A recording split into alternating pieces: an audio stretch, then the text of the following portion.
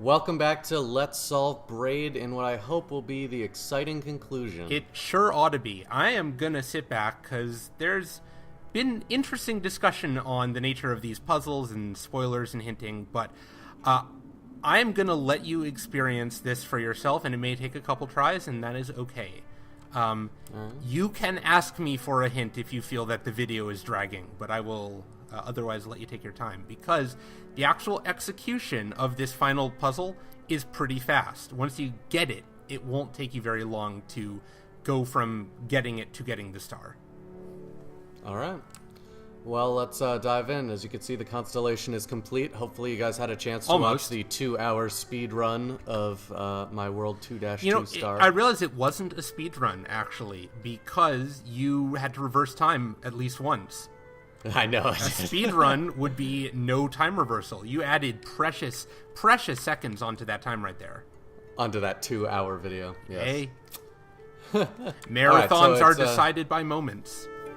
That's true. It's here in this this final world, is that correct? World 1-1. It is the final level that you are aiming for.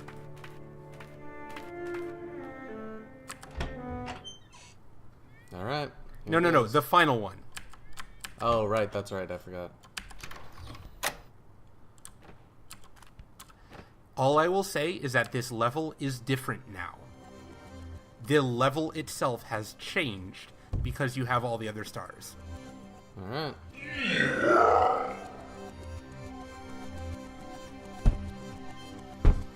Now I sit back and watch. I, of course, need to remind myself what I did previously to solve this, but we'll see. Oh, that's nice that doesn't actually kill me.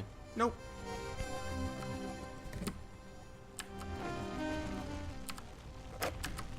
Off to a great start.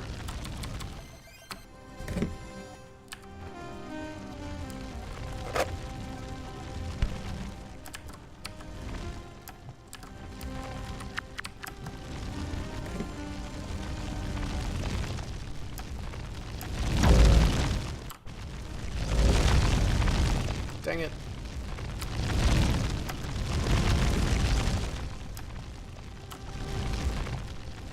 That was fine. Was it really? Oh, wow. Interesting.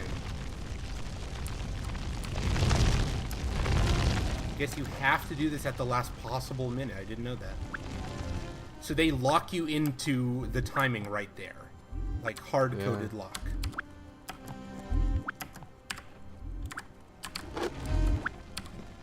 Oh, was that always a timeless switch? I don't know.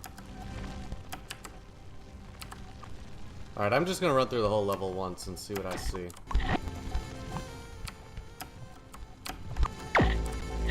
Damn it. What you see is that we have... Holy crap, man!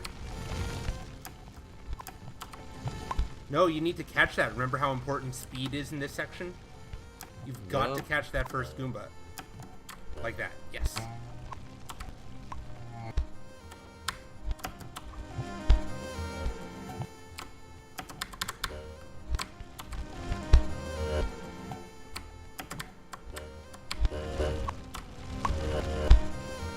Oddly enough, you need 2 separate Goombas for it to count as a double jump.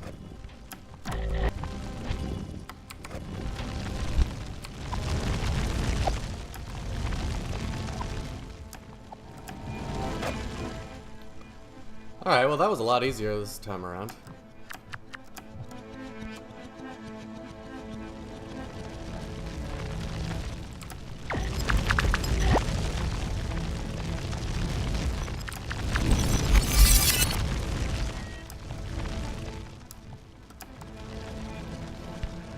Alright. Well, here we are. There's the star. Alright. You have now missed your chance to get the star. When you get that flash of light, it is officially too late. It's weird, though, that this thing is all paused like this.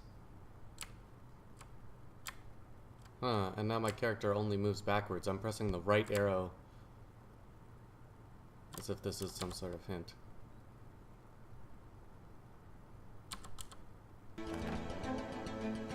And now we're into this. if you don't want to see it again, I believe you can exit to the clouds, but I could be wrong about that. There's nothing you can do at this point. You're locked into watching this play out. And you can only go backwards at -1x. At this point, yes. When the screen flashes white at the end of the level, you have officially lost your chance to get the star. So, keeping in mind my advice, the level is different. Yeah, I'm wondering if I should go back and check out the other video to find what the differences are. Nope.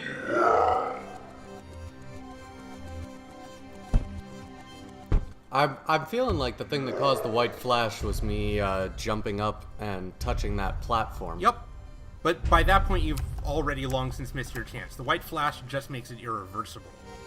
The white flash is when you are locked into the original ending. You need to have done something before that point. Alright, well, let's pay careful attention. Okay?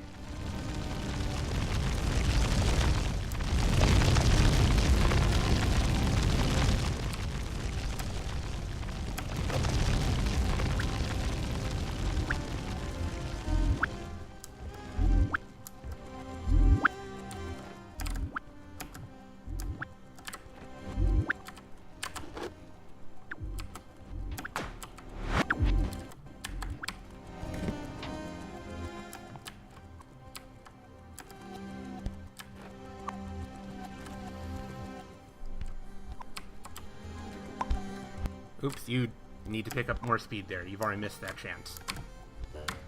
No, it's too late. It's too late.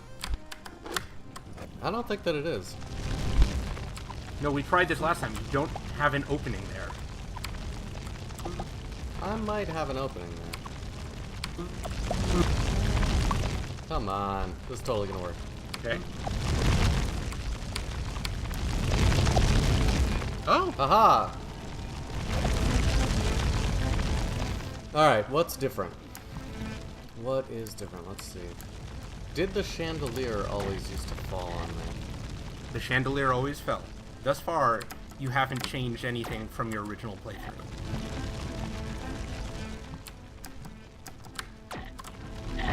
See, I feel like if you're asking me to spot the differences, I need to go back and rewatch the first playthrough. Okay, then so just I can look actually at see this what they level. are. See if this level's offering you chances to do things that you haven't necessarily taken advantage of.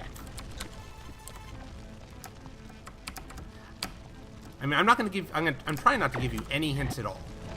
That's fine.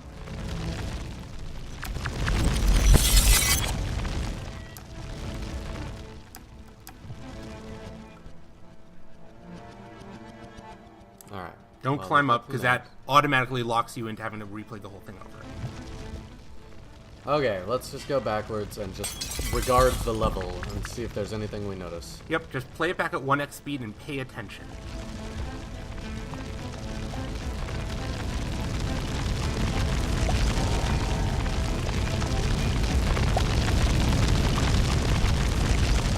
Ooh, that was really close.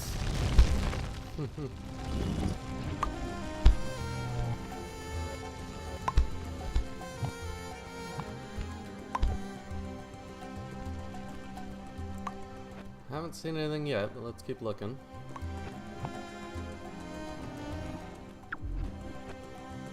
Alright, so that switch is timeless, so I don't know if that would have had an effect on something earlier in the level.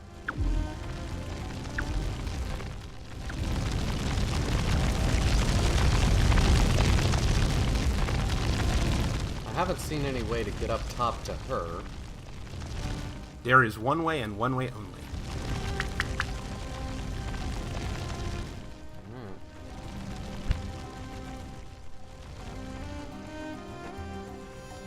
I mean, I do see a couple of those platforms, but no indicator that would lead You're now back at the beginning. Now go forwards again.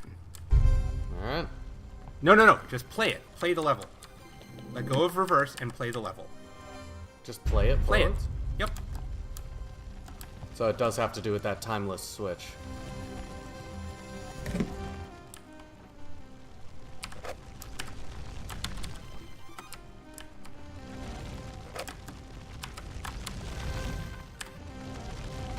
Holy crap, man. You love how good I am at this game. Getting off the ladder isn't supposed to be the hard part.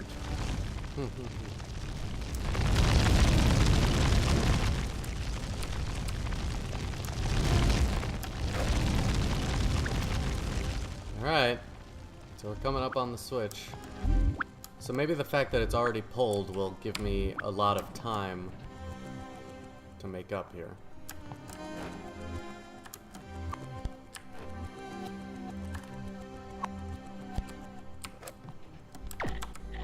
Why did you wait there for a second? I don't know. Oh! Dude! How can you still be this bad? You have played the entire game and then some. How can you still have this much trouble with the Goombas? I don't know, man. Alright, well, I made it here in record time. And I can't get in front of this until I wait for her. Well, until it goes down. Ooh. So, oh, now maybe I can...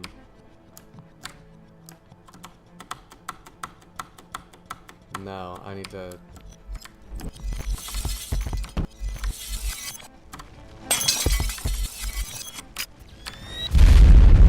Okay, fascinating.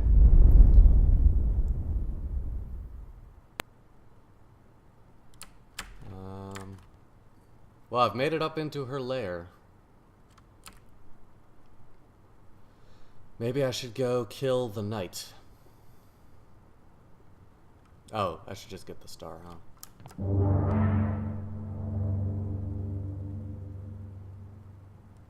Alright. She does have a pretty sweet house. Does? Yeah. I like the monster under the bed. So, thoughts on what you just witnessed? She kind of glitched out and then disappeared.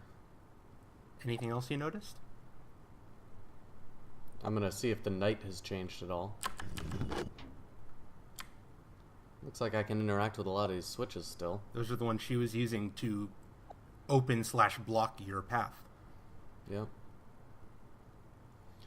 Let's see if the knight is there. Any thoughts on any other observations about what you observed when you changed the level at the end there? I mean, it felt like the same ending where there's just a flash of light, except this time she disappeared instead of... Anything other than a flash of light worth commenting on? No, what did I miss? Don't go back in reverse. Well, this guy's not here. I can't actually go back. Can't do anything. Yep, you're locked in forward motion. And I'm stuck right here. Really? Yeah. Is that door blocked off from you? Oh no, the door's open. I thought the door was the door that I started in. Oh, I get it. This is a totally different... Alright, let's see. So, couple things that I was stupid about. So, you know how if you go behind the rock just below you could hear a woman singing? Yeah. So, there's a puzzle where if you open the books that appear to have nothing in them and then activate the singing voice, then you see what the hidden text is on each of these screens.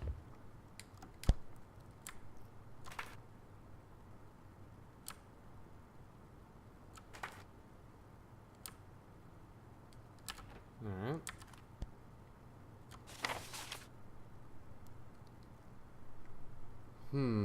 Is that any different than before? I don't remember. I don't think it is. Okay.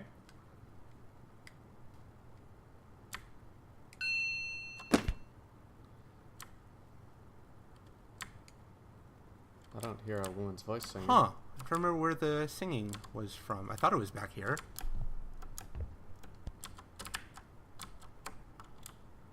Maybe it... That's weird. Oh, there it is.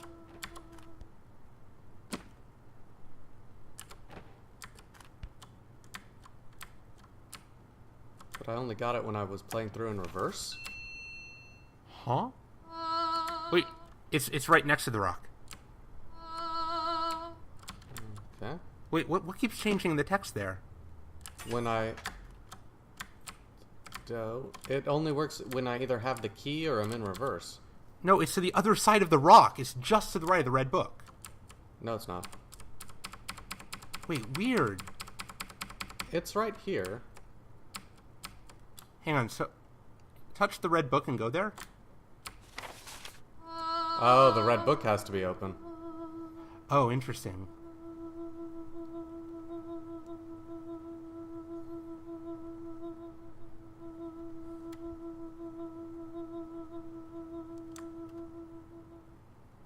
Alright. So if the red book is open... Interesting. So I don't know what to do with the green books is, then.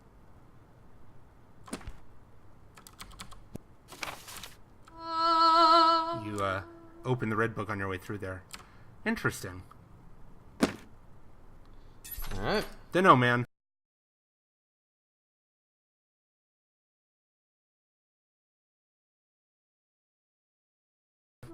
Water-starved monkeys.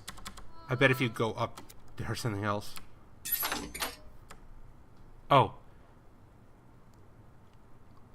Or maybe open the green one and then get there? I don't know. I know there's something to do with all this stuff.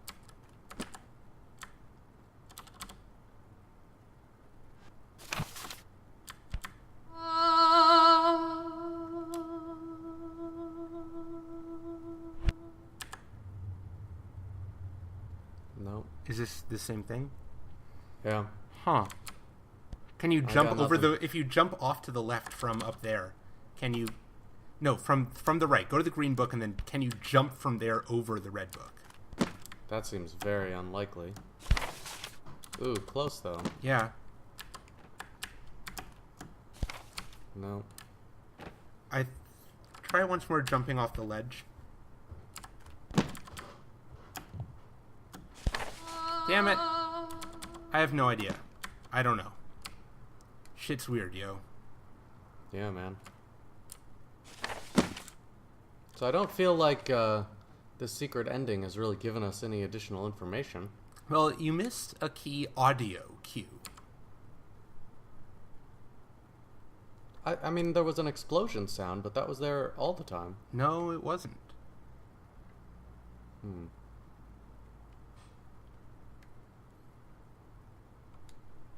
No, the explosion sound was very new.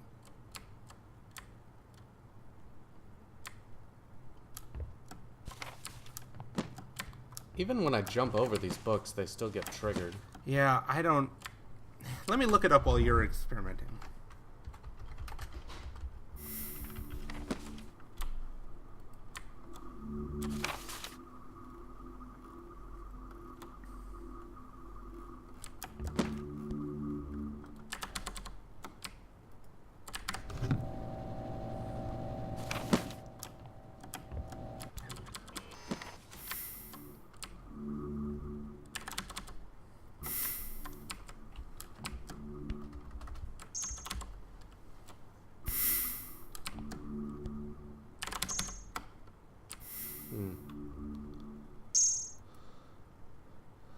I don't know what to tell you, man.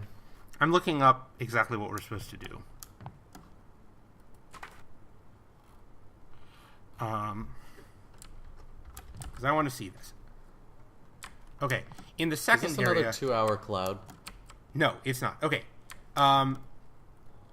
Go back to the second screen. Okie dokie. The first one where we couldn't figure it out.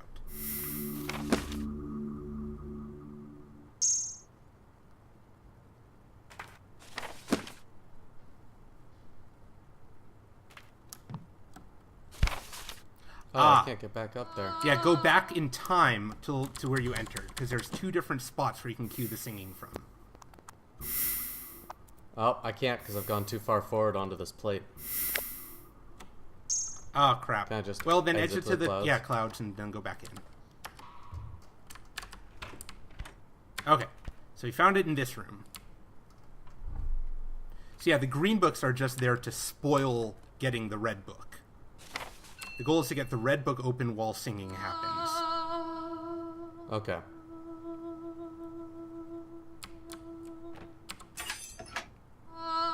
Ah! Oh. You notice that? Yeah. But, it only plays if you walk forward through it. See, if I'm facing backwards, it doesn't play. Okay. Well, so that's for this screen. Right. Oh, but now it only plays if I walk backwards through it. Weird. I don't know how important that is. Oh, interesting.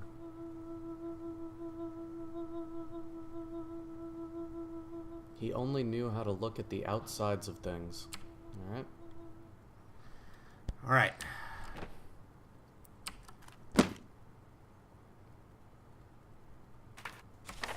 Okay. So this is very challenging. Yep, this is a combined puzzle with the next room.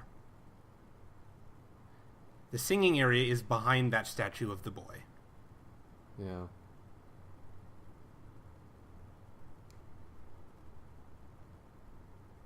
See, this doesn't feel like this line of text is from the same game. We're definitely getting very metaphorical here.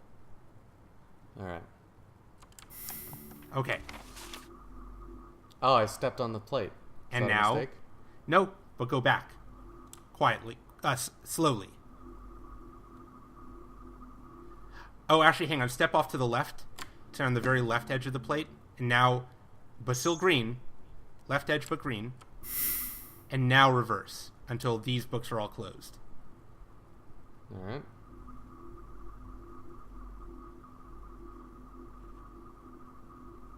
Oh, you may have to go back into the previous room because you opened these books and they're green too. Okay, so open the starting here. Yeah, pause for a couple seconds. Okay. Okay, now go in and stand on the left edge of the plate without touching any of the books in the next room. And reverse until that red book opens. I heard the sound. Yep. There we go. Yeah. Oh. How weird that you have to be facing the right direction.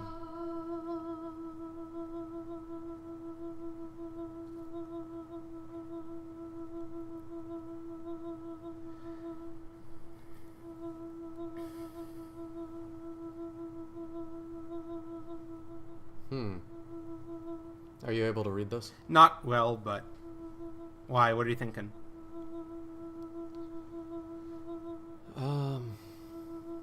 It's hard to say. The death of the world. All right. And how do we get this one? Well, you have to have the red book open and be standing behind that boulder. You have a green platform and a lever.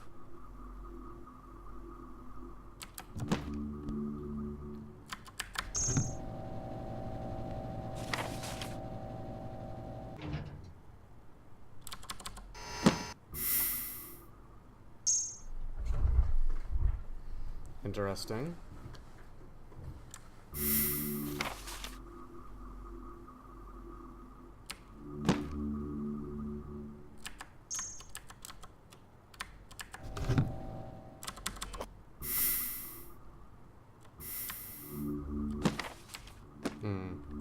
So by the time I pull the lever, I can't go back in time very far.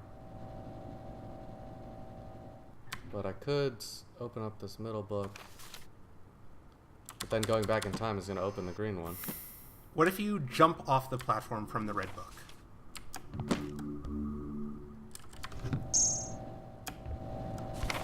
Okay, now reverse back. But don't let go of shift. Whoops.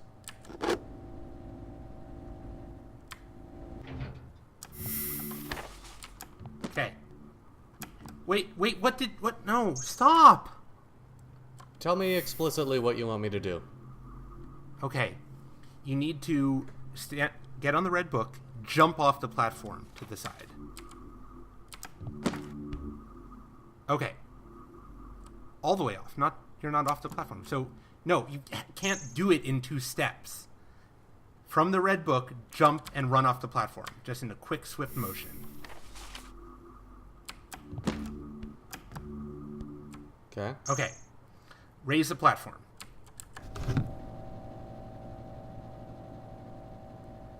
Now, reverse time carefully but don't let go of shift until you get back on the red book. And then when you've opened the red book, put time forward again so the platform raises with you on it. Wow, that's tricky. Okay. So just... Nope. I didn't jump off it in swift motion. Maybe that did it. Oh, hang on. Put it up, then bring it down. I made this way too complicated. Pull it down again. Okay. Go stand on the red book and reverse time. Oh, that's way easier. Yeah, I don't know why I was trying to make that so complicated. I'm sorry. No, it's all good. Perfect. When it gets up to the top... No, you gotta let it get... Okay, actually, I guess you don't. Fine.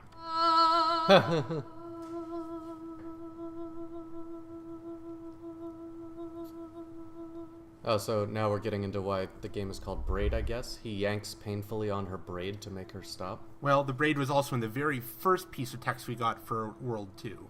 But yeah. What was that? Her braid lashing angrily at him. It is a title with lots of different meanings.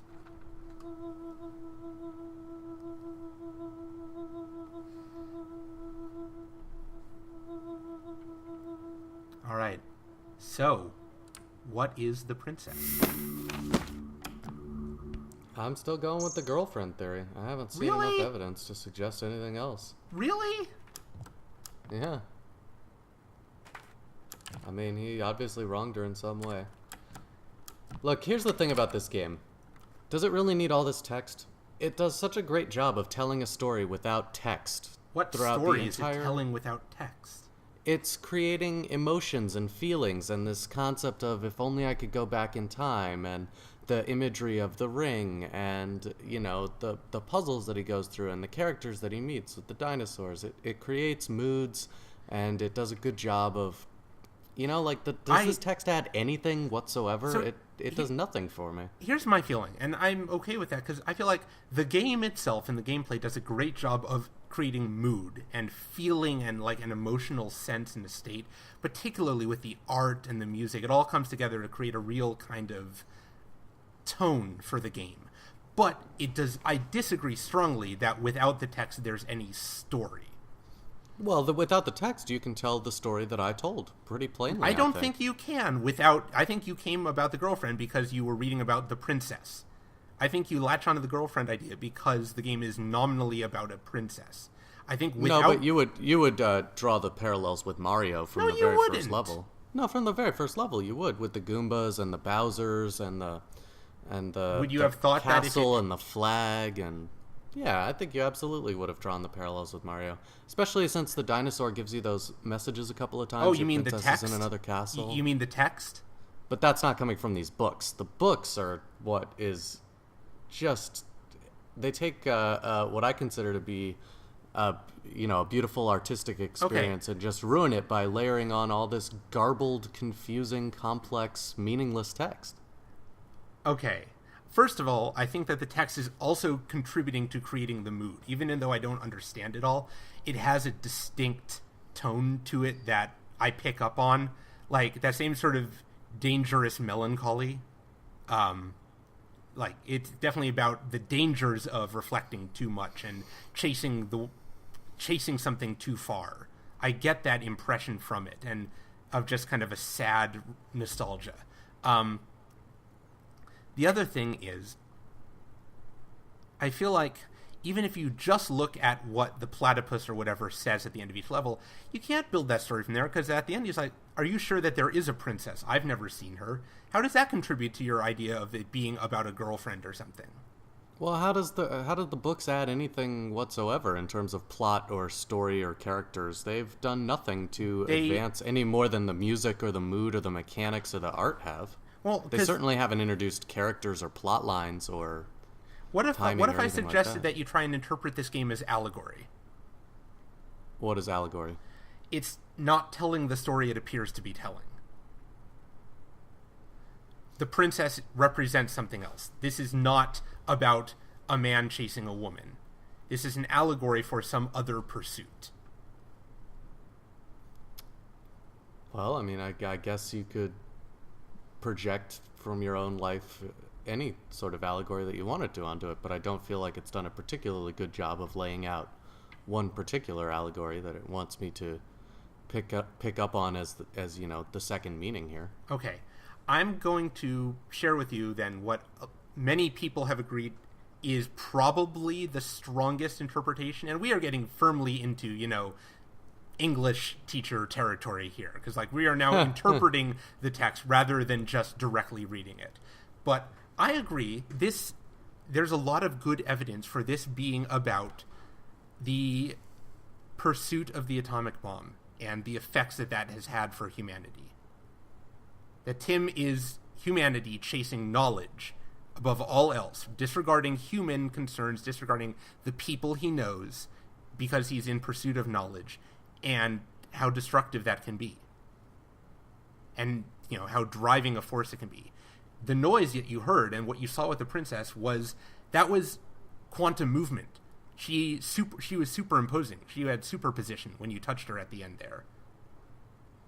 That was trying to pin down the location of an atom, of an electron. All right.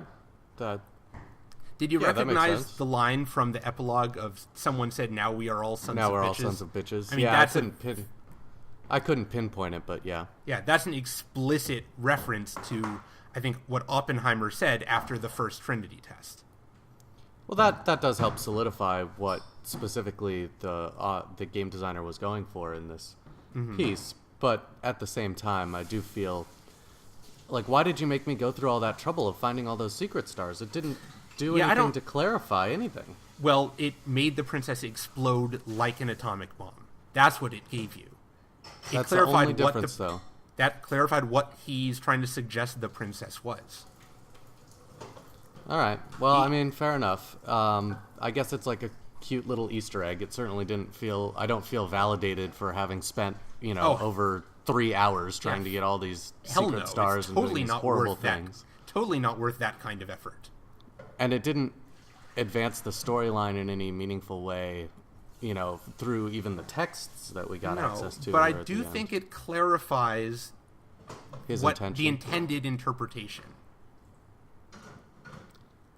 Oh, well, I mean, it's cool. The piece is clearly art, and it takes a stance, and it's open to lots of different interpretations, and I think you've probably nailed it. That is the correct interpretation, but I don't even know that it's correct, because there's definitely text in the game that doesn't directly contribute to that reading, that I think may just be there for tone and mood. I like that as the best suggestion I've seen, and you can definitely build a case for that interpretation. It's not, as I tell my students all the time, there is not a single correct theme to a work. Anything that you can provide evidence for is valid, and I think that's a very, very valid interpretation that is heavily confirmed / argued for by what you get when you reach the princess. Well, I mean, that's a totally fine point. I guess my issues with the design that we experienced so far was didn't do a very good job paying off all the effort that went into getting those stars. And also, I feel like the texts that we've been uncovering here in this epilogue didn't do very much to heighten. In fact, they just muddied and distracted from, in my opinion, what was a very well-crafted piece, I guess, to use the artistic term. What if you interpret the text you can hear while a woman is singing as the princess's perspective on the same situations that Tim is describing from his own?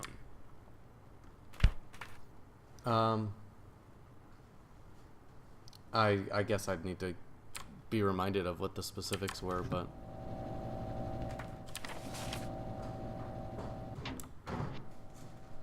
hang on, no. You have to raise and then lower it with the lever. Yeah, that's right.